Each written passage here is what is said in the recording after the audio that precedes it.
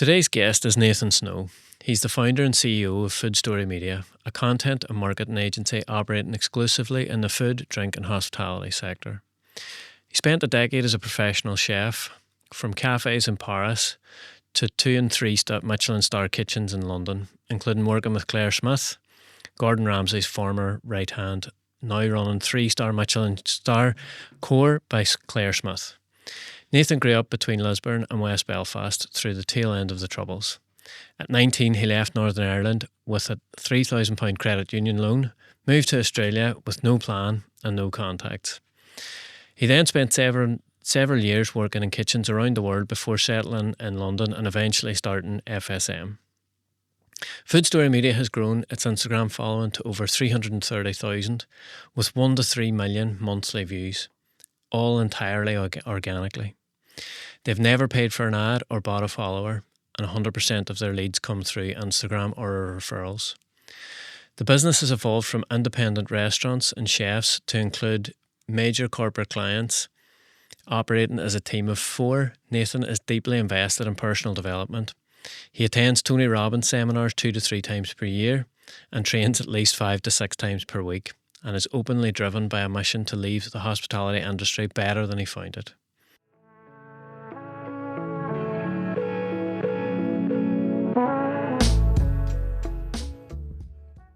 So Nathan, Hello. Thank you for coming. Pleasure to be here. Welcome to our new podcast location, just on tour. It's great. Like it? Good spot. Yeah, it's doing all right. So you've obviously the co-founder, the founder of Food Story Media. Mm-hmm. But before we kind of get into the business side and kind of how you've arrived at where you're at currently, I thought we'd kind of start with the early years. So you split your time between Lisburn and West Belfast, 2 pretty different locations. Quite different, yeah. And so how was that growing up? Yeah, I guess it was contrasting, to say the least, in a good way. I suppose later realizing, Lisburn pretty quiet, pretty calm mostly, which was where my mum was based. Dad's based in West Belfast. They were separated for as long as I could remember, so I never sort of experienced that whole thing of having to choose parents or anything like that. They had a great relationship, and that was fine. I guess the contrast was more in the environments that created. Yes, Lisburn was, I guess, a bit more of a guarded place in one way, never really travelling beyond the 3-4 streets that you played on as a child, as long as you had your BMX and a few chums to mess around with and a football, you were sort of good to go at any time. Quite calm and relaxed, never too much trouble really around, or if there was, you never really heard about it or saw it. Belfast, slightly different, still absolutely like incredible sense of community, stronger than the alternative where I was in Lisburn. Like everybody knew each other.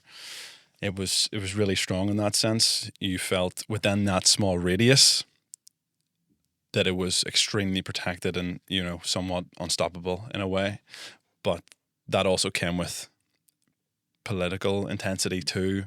Yeah. 1 foot in the wrong direction would have vastly changed the shape of your day. Which happened, on occasions, and plenty of stories that I did get to see, and definitely opened my mind to the reality that not everything is equal. There is a contrast there, and that, I guess, gave me a lot of perspective on that, and realizing that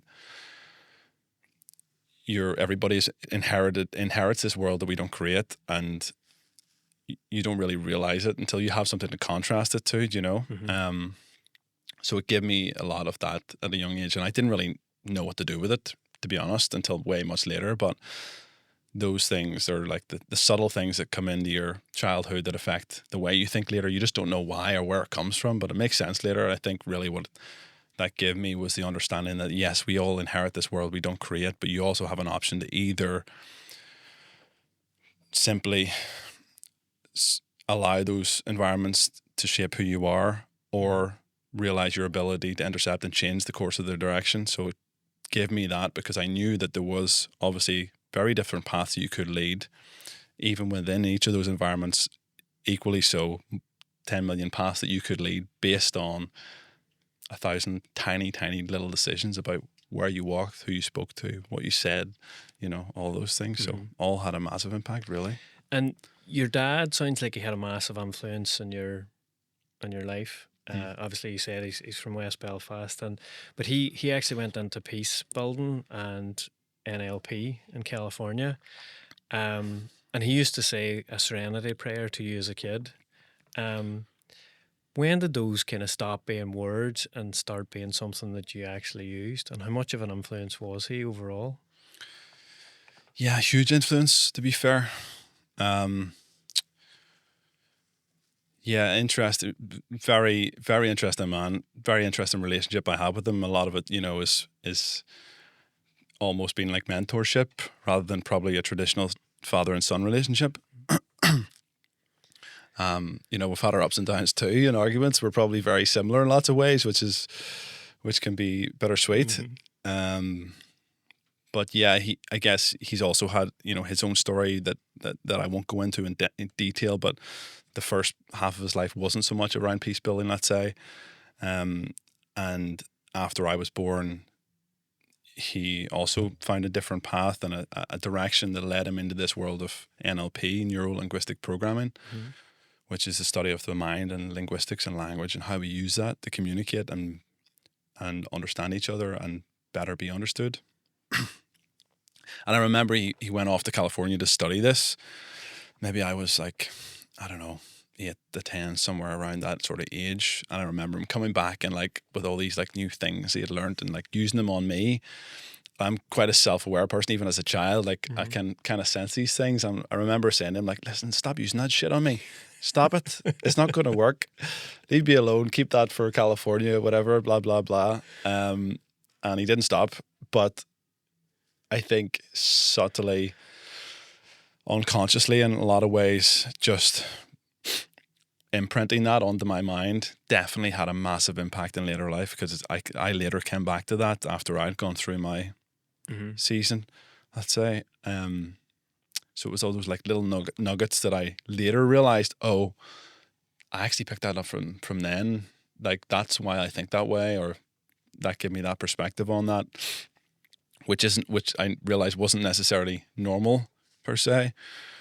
But yeah, had a vast impact, I'd say, on my life and my thought process about the world, more so in the sense of being open-minded, because I met people from all over the world through his work. He started off peace building in Belfast between obviously Catholic and Protestant sides of the community, from everything from paramilitary groups to communities to all sorts, and then took that around the world as well. Spent many years traveling to countries that had been through war or was in war. And he'd tell you some stories himself, but I remember sharing things like that of being locked down in a hotel where there's like gunned men outside, not letting anybody leave the room and all this sorts of stuff. But through that, he then brought people from all over the world that had been through these wars and other types of illegal armies and groups to Belfast, and I had met many of them. Black, white, yellow, all sorts of languages and colors and backgrounds and ethnicities, all that stuff. And I was always amazed. They always used to bring me these little gifts and things, and I was like, this is class. But that was just like normal. You don't know what you don't know. It's like unconscious incompetence. And it was until much later, I was like, oh, that was rare. Like that, not everybody experienced that. And it all started to make sense of why maybe it made me a bit more open to things than others, and why that's has been a result of course, the experience I had. And it's funny you say just, there's certain things that happen at a period of time you don't know at the time that it's shaping kind of how you are as a person and what you'll get to in later life and how it all fits in. But it's, regardless of the experiences everybody goes through, it kind of all does contribute to the person that you become eventually. Good and bad parts. Good and bad. But between 15 to 21, so it was a bit chaotic. And obviously where you were growing up, you've seen kind of your fair share of people, let's say, choosing the other paths. So there's, people ending up in prison, homelessness, addiction. What do you think actually it is that made you the one that, got out of that?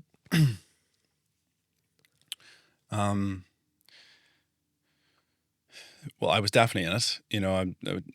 I'm very open and transparent about those times, and from the ages of like 15 to 23, probably was pretty much a bit of a chaotic loop of drugs, alcohol, and poor decisions. I don't regret them. They were poor decisions, but I don't regret making them because ultimately they did give me the learning that I have now, and I wouldn't have had that otherwise. But I think it was like I always had a sense of wanting to do something, wanting some idea of ambition, but never knew necessarily what it was. And so even in those times, I was still thinking, some point I will make a switch here. Mm-hmm. I'll flick the switch and I'll do what I need to do. But yeah, in that gap, it was pretty full on. It was, I think as young men, a lot of them are very driven by significance at that age, especially in working class areas. It is about significance. It's about, who's, drinking the most or doing the most drugs or fighting the most or, who's got the whatever shiniest bike. I don't know, all these types of things. It's very much about that because it's animalistic behavior. It's about survival. So, it's not out of nowhere. It does come from history of the strong survive. Mm-hmm. And that is true also in communities in that world and as a child. So yeah, I got into that and at a certain point started noticing things, these sort of cracks in the facade around me, that it wasn't so much fun anymore when you start to see friends going to jail or committing suicide or becoming homeless or becoming like severely addicted. Mm-hmm. All those types of things that come with that, is when I realized, okay, this is not what I want it to be. I don't see my life going down this road, and something needs to change vastly. And I couldn't, talking about the serenity prayer my dad mentioned before about the idea of knowing what you cannot control, Mm-hmm. I couldn't control the environment, but I could change it. Mm-hmm. So I moved to Australia when I was 19. Okay. At that point, and that was my way to. That was like the pivot moment, I guess. Do you think if you hadn't have, it would have continued on a bad path? Yeah, never like I always had a strong moral compass of you're doing right and wrong, but it was always still this idea of thrill and adventure and stuff like that, which I still absolutely have. Mm-hmm. Tremendously so, but I just channel it in a very different area. So if I hadn't had that experience that took me on a different path, then yeah, probably would have still been in that world to some degree. So I think that was definitely the moment that shaped me. That it was like the start of the rest of my life. And this is at 19. So, and you have no money here. You get a $3,000 loan. Yeah. And you take off to the other side of the world. No contacts, no job, no plans. So zero. Just a bit of courage as well to take yourself out of the environment. Yeah, it was. And I think, thinking back to the moment, I can remember very clearly in my own mind at that age, making those decisions and saying, I want to go here. It wasn't weird or that rare in my own head. I wasn't thinking, oh, well, I'm too young to be doing this or anything. Now looking back and looking at other 19-year-olds, like my niece is 19, I couldn't even imagine her saying, listen, I'm moving to the other side of the world here to do whatever. Haven't got a penny. See you later. Mm-hmm. Seems bizarre, completely bizarre. And, my mum and dad let me go. Which I have to thank them for. I don't know how much control they really would have had over me staying anyway, but yeah, I suppose it did take a bit of courage, but it wasn't even, at that point, it wasn't courage to pursue a dream. It was courage to decide more of what I was escaping. I wasn't clear on the path of where I was actually going. I just know of the one I didn't want to follow anymore, So it there was still chaos, and it wasn't a moment of, right, from this point everything is completely different. There's like lag time, I believe, in any decision. You know, there's the point you decide, and then there's the point that you see the impact of the decision. And it was still a bit chaotic, and I was still, you know, finding my feet and figuring things out and rebuilding a new environment, and still involved in that to a degree for probably 3-4 months after that. I think that if I could boil it down to one specific moment that changed in the sense of my ambitions of health and looking after myself, it was then when I had been living with a friend in Melbourne. Mm-hmm. Everybody shares at that sort of stage, and you meet from backpack, and then you move in together, and became a best friend of mine. And anyway, walked in middle of the night, woke me up face down, choking on my own vomit in the middle of the night, and I was like comatose. I had no idea what was going on. Been on a bender for like 2 days. I'm still 19. Body can't really absorb those sorts of things into the body very well, and it was just not a good place. Don't really remember it, but woke up the next day and he was like, yeah, threw you into the shower, put you into bed. And that day was one of those days it was just silence all day. I was just like in my own head thinking, fuck, this is not good. This is the time something actually needs to change here, because as much as I changed my environment, I didn't change me, you know. And really, it doesn't matter where you go, who you talk to, blah, blah, blah. If you don't change who you are, nothing else will really change. And that's probably the stage where I started coming back to the self-development stuff, the idea of this NLP. What is that? What is self-development? What, you know, we knew about lifting weights and getting stronger, but this whole idea of mental health, what is that? How do we get better at that? How do we build strength in that? And that was the start of that journey into that world. So that was a conscious decision after obviously quite a significant event, and then you kind of just said, you know what, this has to change. And that's like we were saying, you know, you come back to things that you maybe didn't understand at the time, but then you use for the future. But food was always around that as well. So was it your mum that you... Yeah. Mum was a cook, and her mum was also in hospitality. So, you know, she worked my whole life like in that world. And as I said, I always had a sense of ambition of like wanting to make my own money and get my own way and stuff like that. So I, you know, begged and pleaded for her to give me a job where she was working when I think it was 11. And eventually got a job working, washing the dishes. And always very curious about what was going on, you know, what's the chef doing over there and blah, blah, blah. And I would have saw her cooking and always asked to be involved in it. I guess that was the one staple across both environments. And, you know, from my dad's side and my mum's side. My dad's side, it was his mother, so it was my nan. The Sunday was like the day everybody came together. My dad had 4 brothers, so there was like a lot of them, five brothers, always they're my cousins and everybody there. The house was chaotic. Everybody arguing, fighting and all sorts. But when dinner came, that was the moment like everybody shut up and sat down and ate together. It was just about, that moment of, you know, just breaking bread with people. No matter what else was going on, you sat down and you had that moment. And my mum was on the other side, she was a very passionate cook, you know, always cooked at home, cooked things fresh. Again, didn't realize how unique that was and special that was until later. And or I would have went to friends' houses and they were eating these looking smiley faces and things like that, which I was like, what is that? They're great. Why can't I not eat them? You know, because obviously as a child you do want to eat that sort of stuff. But anyway, again, learned to appreciate that, of course, later. And got a job working, washing the dishes. Curiosity got the better of me. Used to watch Jamie Oliver every Saturday.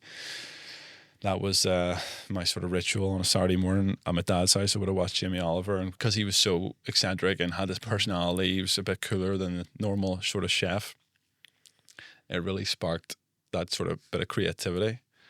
And we would have played this sort of game where someone would have cooked on a Saturday, and the others would have scored them and I'm like, you know, a kid, but dead serious about it, you know, completely, don't mess with me. Like, everybody get out of the kitchen here. I've got work to do, shopping list, all that stuff. And so I guess it was my sense of creativity and freedom in the kitchen where I was in complete control of that environment. Nobody else, I couldn't control like family dynamics or other stuff going on outside of that or whatever. But like, as far as cooking a plate of food that was in front of me, I had complete freedom to do it the way I wanted to do it, whether it was shite or not.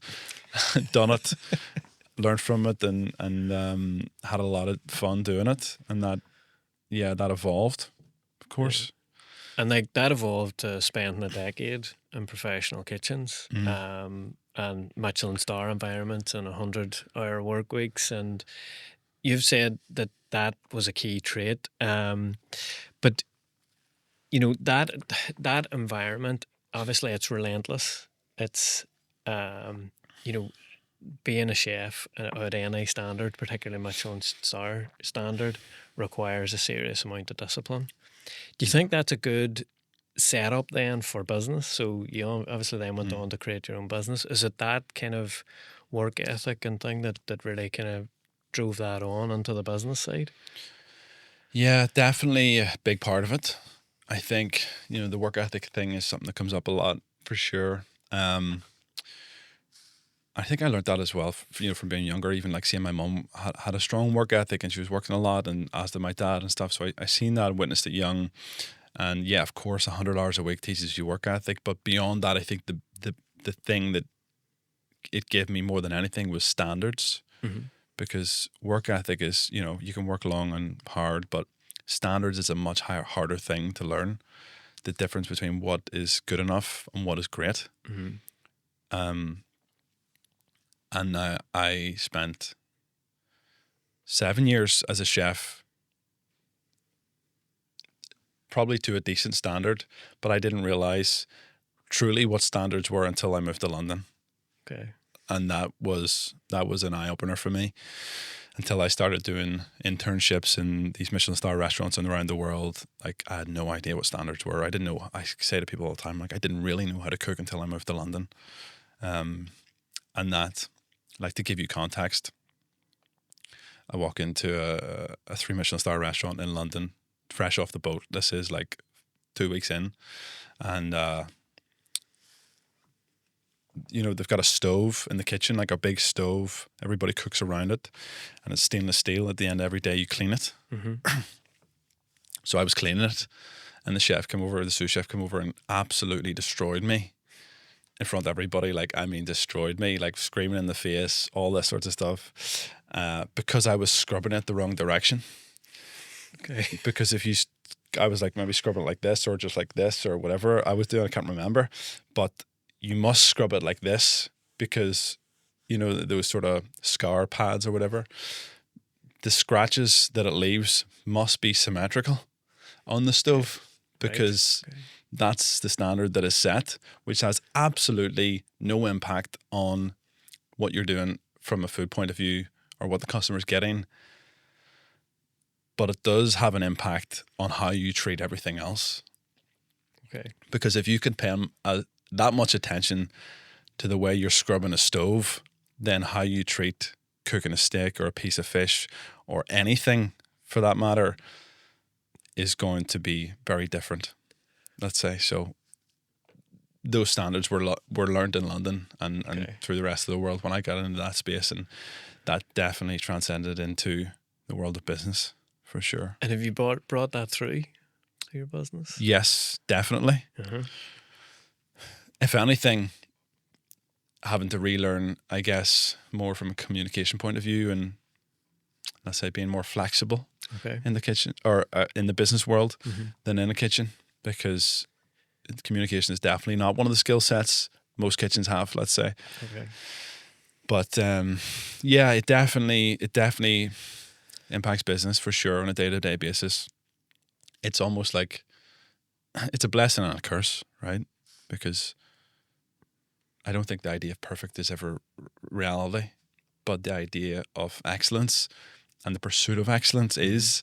So it's always that idea of, how could we make this better? what are we comparing it to? Because I think that's a problem in most is your comparison. That's how we learn, right? We've learned from something. We say, how is it as good as what we learned it from? But the problem is where are you learning it from? That's the comparison. And so I'm always analyzing the absolute best, whatever I'm trying to do, whether it's in the gym or it's in business or it's cooking dinner or it's whatever. Mm-hmm. What is the absolute best in that area and how far away are we from that? Because I don't really care about Stevie down the road and what he's doing. Like, I don't care if I'm better than him. That's not interesting or exciting to me. Who's the best in the world at that thing? And like, what can we learn from them? And that's really the standard piece. I think that's what allowed us to do what we do. And you apply that throughout all areas of your life? Yeah, keeps me up at night. I would say that keeps you up at night, all right? That's because, you know, although that if you have an exceptionally high standard, I mean, it then will translate through to the business sense, because if you're that meticulous about pretty much everything you're doing, it will work because you're spent the attention to detail and the persistence of it and kind of always striving to be that much better. And that, you know, like, whilst you're saying that it's learned in a Michelin star kitchen, but again, it comes back to that thing that, you know, it's those traits that you have that then go on and they're transferable into pretty much, like you say, fitness, running a business, you know, personal life, everything is kind of set to the same standard then. Yeah. So the way you do something is the way you do everything, you know. Very good. Like that. But it's also that's definitely not the easiest way to live. That's for sure. It's not the same thing, you know. There's definitely like lots of challenges that also creates too. But you wish you could turn it off at times. Yeah, for sure. Yeah, for sure. But you can't have everything, you know. You know, choose your poison. Yeah, yeah. And so just on the food story media side, so it's obviously tremendously successful. The list of clients that you have are just unreal, and they now include the Michelin star restaurants that you can, some of them you trained with, and like Claire Smith you kind of worked with as well, and now kind of work collaboratively with over a long period of time. And you've grown that to now 330,000 followers, and you've never run any ads. So that's all been kind of consistency, growth the whole way through. Storytelling, really understanding the people we're trying to speak to. And again, my past was a big benefit to understanding that, because I came from that world, you know. I was in the trenches of the same people that we're speaking with, you know, so that there's a level of understanding from me to them, but also respect that I know where they've been and I know where they are and the challenges they face and so on and so forth. So I guess it was really getting very, very specific on who we're speaking to. When you say that in terms of an ideal client, let's say, or who's you're trying to attract, is it that what you mean? So, yeah, good question. In that sense, we actually went a different direction. A lot of businesses will go into it thinking, how do we attract our customers? Very directly, quite a one-lane tunnel. The perspective I took was, how do we influence the decision makers? Not just how do we attract the decision makers, but how do we influence the people that influence the decision makers? Okay. Because that's a much wider pool of people. So obviously, let's take a restaurant, for example. It'll be either the restaurant owner or the head chef who probably makes a very key decision in that, but also there's a brigade of other people that work in hospitality. So our strategy towards marketing and content from a social media perspective was, how can we impact them? How can we bring value to them? And as a result, they will share our message, you know, whenever the opportunity arises for something that we can support them with from a business perspective, we'll be the first ones to come to mind, because we've given them value first and foremost, always. It's like, what can we do for them? How can we inspire, educate, or entertain them, and connect with them on a deeper level? It's all like an emotional perspective as opposed to simply logical and practical. I'm this and I sell this. It's much deeper than that. Psychologically, it's just being able to connect with someone truly online, so that they know you know their world. Like that's the best way to do it. And this, one of the biggest clients that you have, you actually found because one of their employees brought one of your videos to and passed it the whole way up. So it's exactly what you were just talking about, is that, Yeah. you know. Which I mean, funny story. Unilever is who you're talking about, right? Like $70 billion company. Funny story. I had absolutely no idea who they were whenever I had the sales call. Not until after one of my staff said, I was like, oh yeah, just spoke to these guys. You know something? I was like, it must be a university company or something. And they were like, Unilever, this $70 billion conglomerate from whatever. I was like, oh, right, yeah. And it wasn't until much later until they actually told me. I met the chef that watched the video, that shared it, and she said, oh yeah, that's how we're working together. I watched one of your videos on social media and I shared it with such and such, and they shared it with the marketing director and blah blah blah, and that's how it happened. And they're our biggest clients, and done endless amounts of work with them, traveled all over the world with them, done incredible things, and they're really, really great client from all angles. And that's what you mean. The difference between kind of the approach, the standard approach, let's say, is like, okay, how do we talk to our individual client? But it's definitely much broader than that, in the sense of we've up until like so for 6 years we never mentioned once that we sell a product on social media, and that probably says more than I could. And that's intentional. Intentional because it was value driven, it was community based, it was building connection first, of giving something before we ask for something. You know, I think relationships matter more than anything. So building a relationship, like it is, you know, history teaches us this. It started in, you know, if you had something to sell, a goat, a carpet, a gold, silver, you would have went to the market and you'd have told people about it. But you know, the same applies now. The market is in social media. That's where the attention is, and so that's where you need to be able to communicate and build relationships. And so just building on that, right? So, can you engineer hype, or can you manufacture it, or does it have to be, you know, is there a way, like a method that you think that is the best way to kind of build let's say a culture of, because there's a lot of restaurants and hospitality businesses that kind of become a bit of a cultural phenomenon. And is that something that you think can be built? Yes. Very dependent on the brand itself. I think the number one thing, I think there's 3 pillars really, 4 core pillars, let's say, is number one, the skill. So you need the skill of the thing that you do or sell. The next most important thing is the story, which a lot of people don't go to that part. They just go to the sales part. So you need the skill, but then you need the story about the skill, which is the part that differentiates you from everybody else in the market. Like by the word decision is to cut away from. You're asking someone to cut away others to choose you. So if you're not being really, really, really clear on what the thing is that they're cutting away from, it's almost impossible to make a decision. And there is the moment that people then end up making decisions based on cost, and you become a commodity.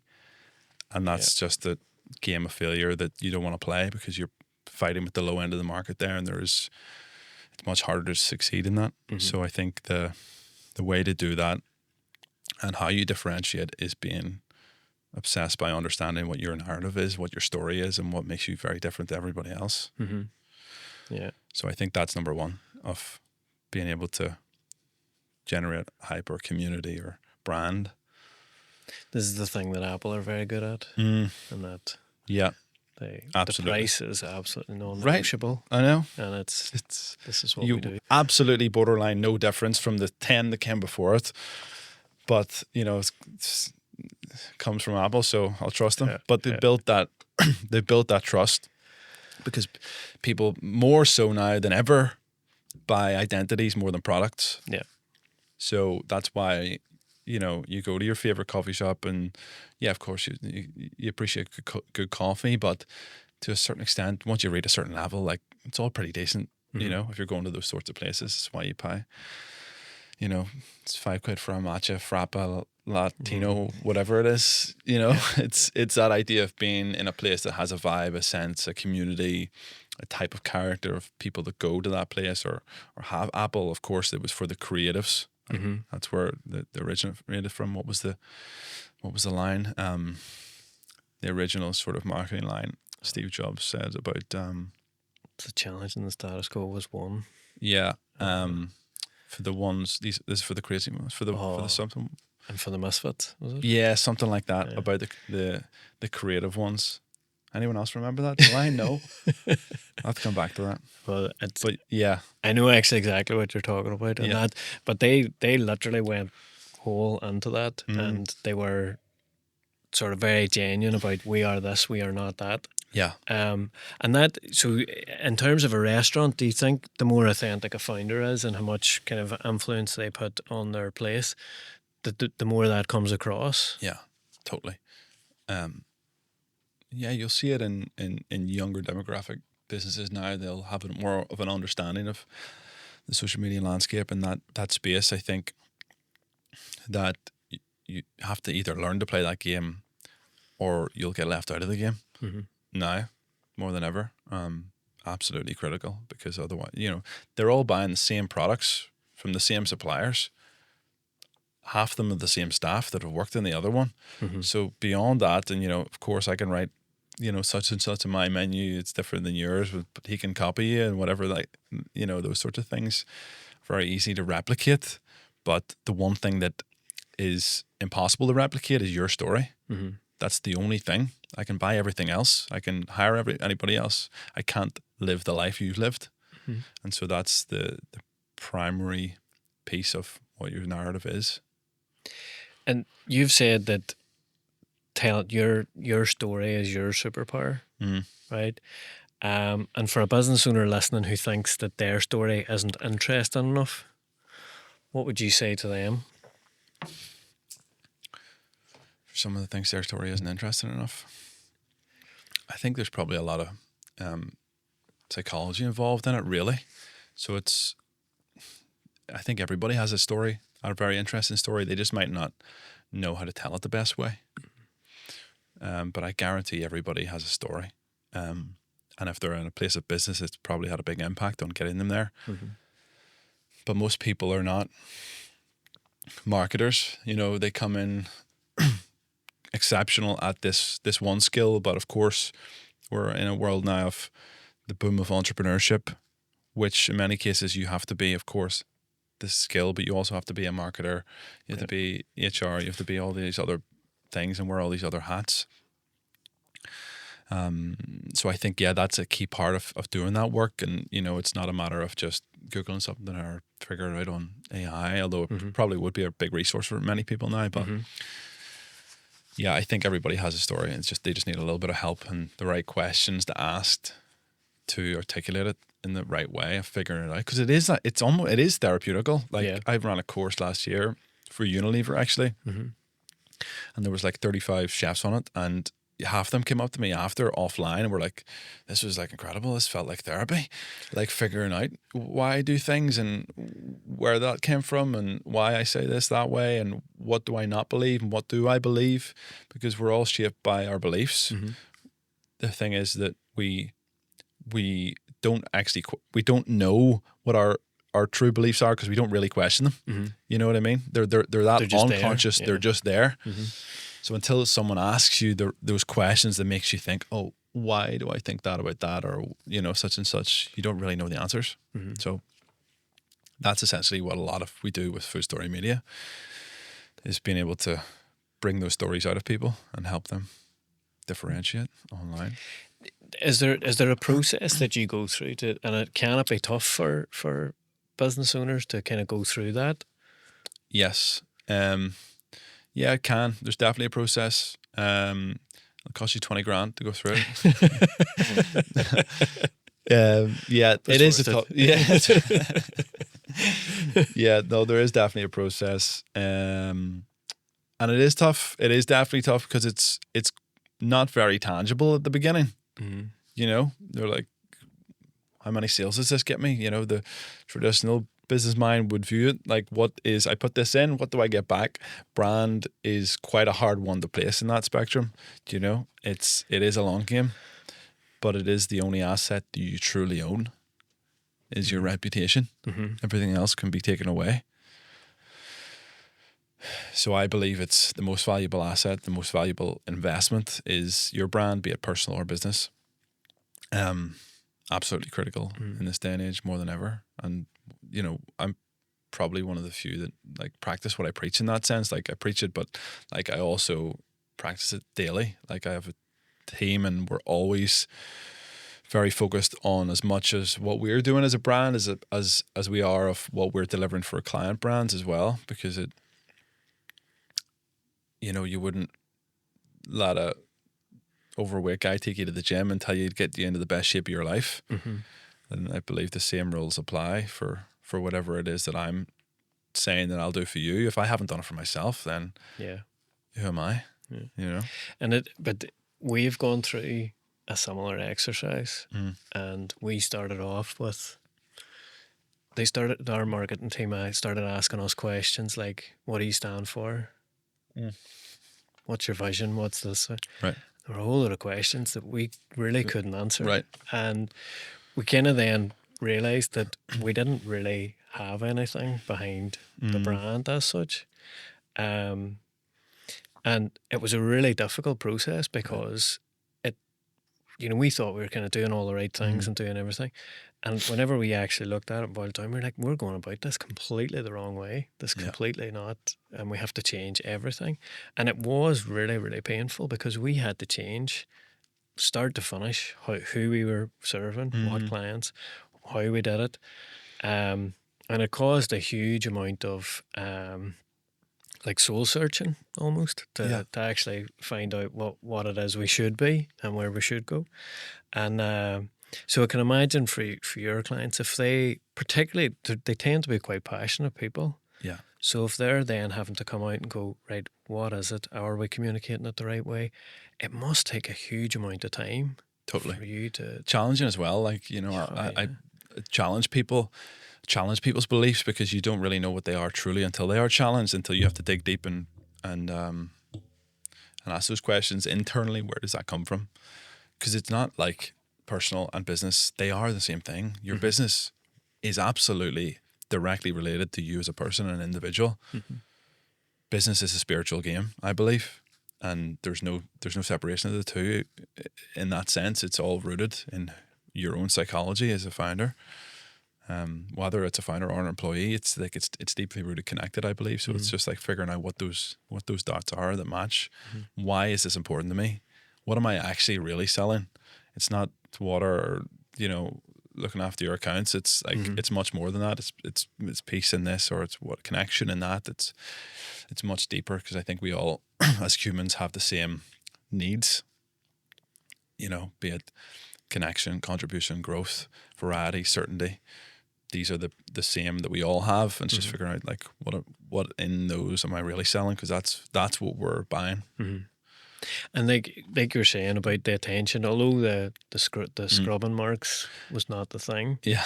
But like you're saying, it's how you do that is how you do everything. So, you know, if you pay that much attention to those small things, you know, and how you actually then serve your clients and make sure that you're doing everything to the best of your ability, it obviously then takes not the risk out of business, but it gives it the best chance of success.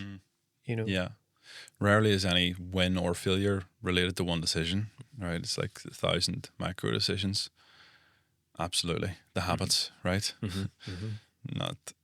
Not that one moment that, you know, we think, oh, this one decision is going to change everything. Rarely is it. Yeah. It's like where you are now is in direct relation to everything you've done in 12 months prior. Do you think a lot of business owners must that though? Yes. You know, definitely. They kind of go, I don't understand why I'm in this position, and you're like, this is a culmination. I think a lot of that as well is because as a founder, it can be a lonely journey.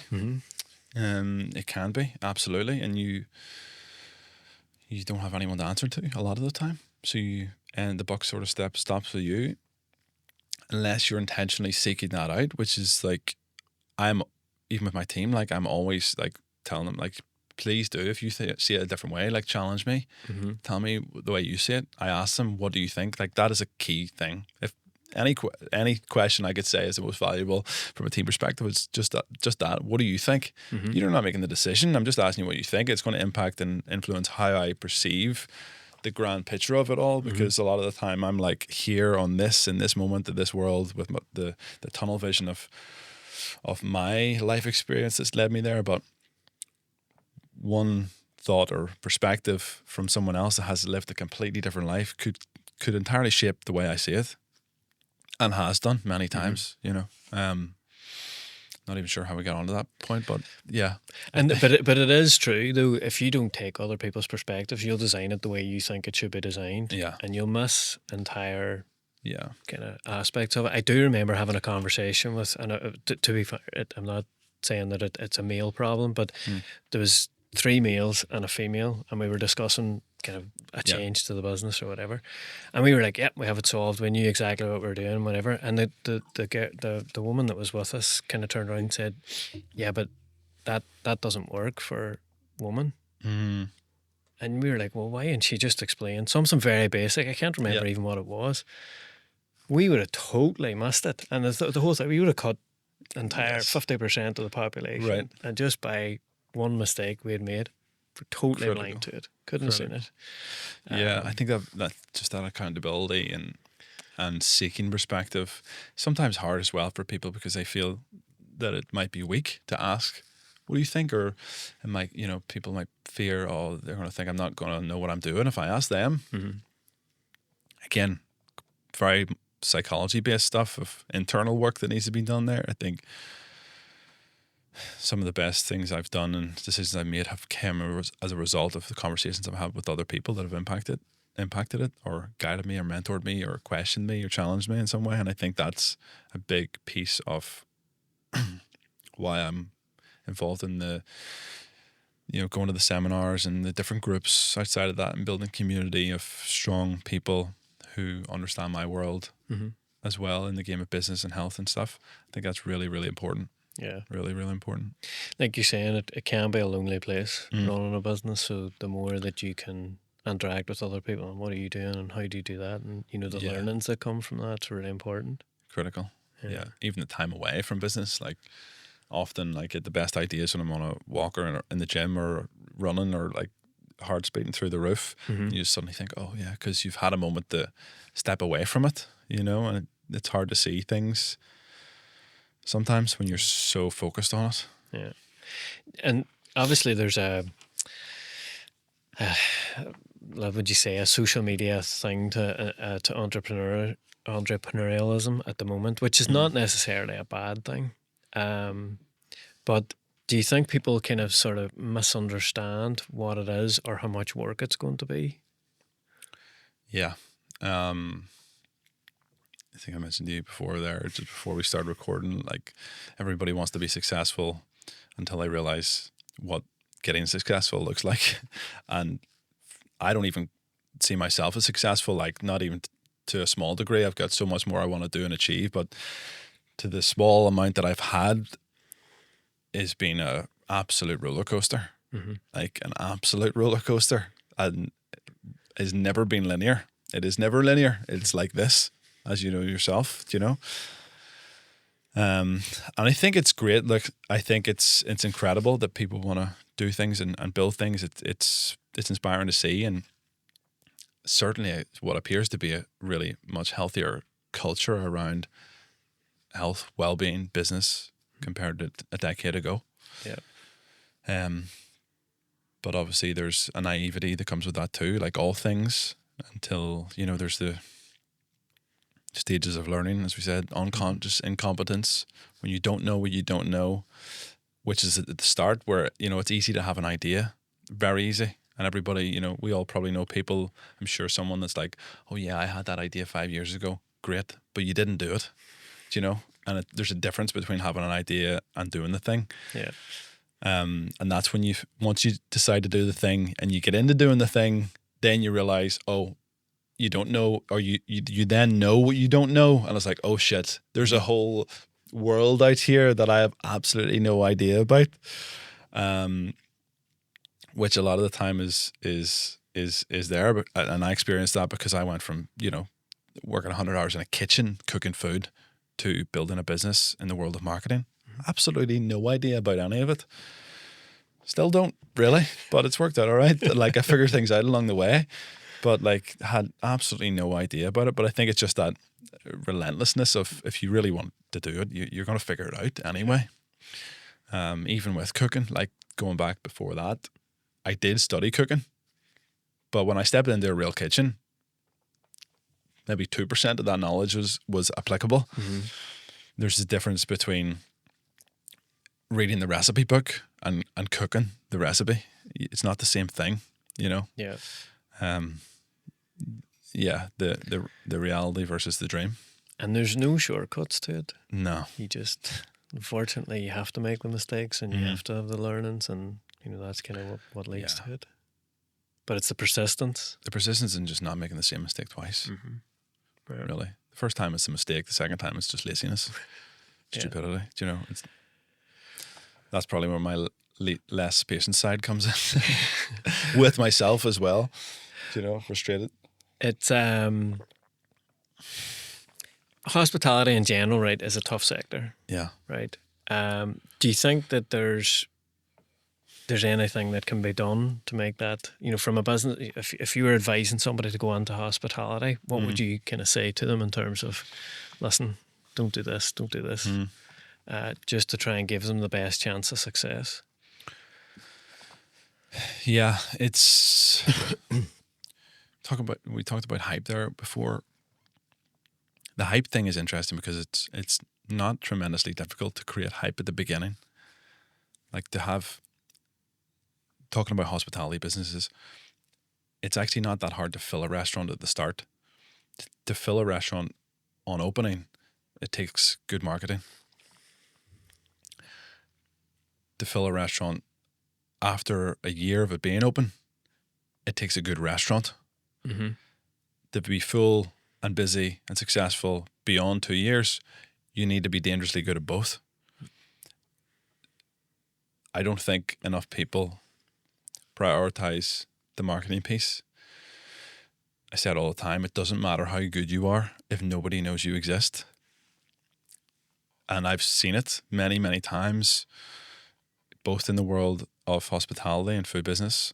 As a chef, I've seen exceptionally talented chefs and cooks fail miserably, lose restaurants, go bankrupt, the list goes on, life falling apart, because they, as much as they had the product and the skill of that, they didn't know how to communicate it. They didn't know what their story was. They didn't prioritize that. They simply just thought, if I'm good enough, they will come. And that's not true in this day and age, because you can lose to someone else very easily that's great at marketing, but doesn't have the same degree of skill whatsoever.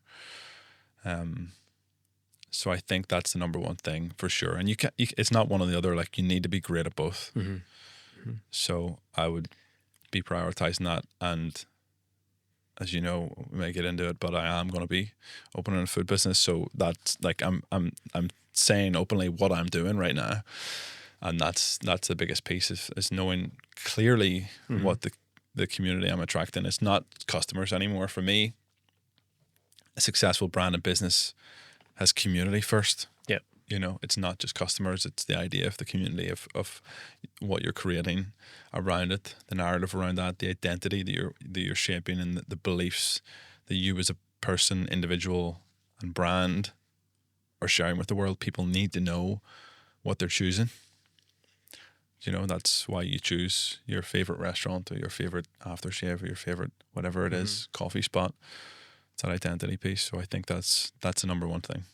And like it is true, because it's just running through. I can think of, there's a lot of restaurants start with hype, or bars or any of them, and they fade. And then they fade, and somewhere else becomes the spot. And so it is really, really difficult to sustain. But that's identity. If they have it from the start, it's human behavior, like we're obsessed with novelty. So we're going to go to the new thing and try it out. Like that's not hard. That doesn't. I think this is an idea of, I call it the hospitality honeymoon, which is like this fallacy of being busy at the beginning is an indicator that you're a successful or a great business. It's not true at all. For that reason, because it's easy to fill a restaurant at the start. It's not hard. Everybody's going to come anyway. But whether they come back again is a completely different question. You know, that's the product piece. That's the skill bit of, are you who you say you are? You just want people, the one piece is the marketing of telling them who you are.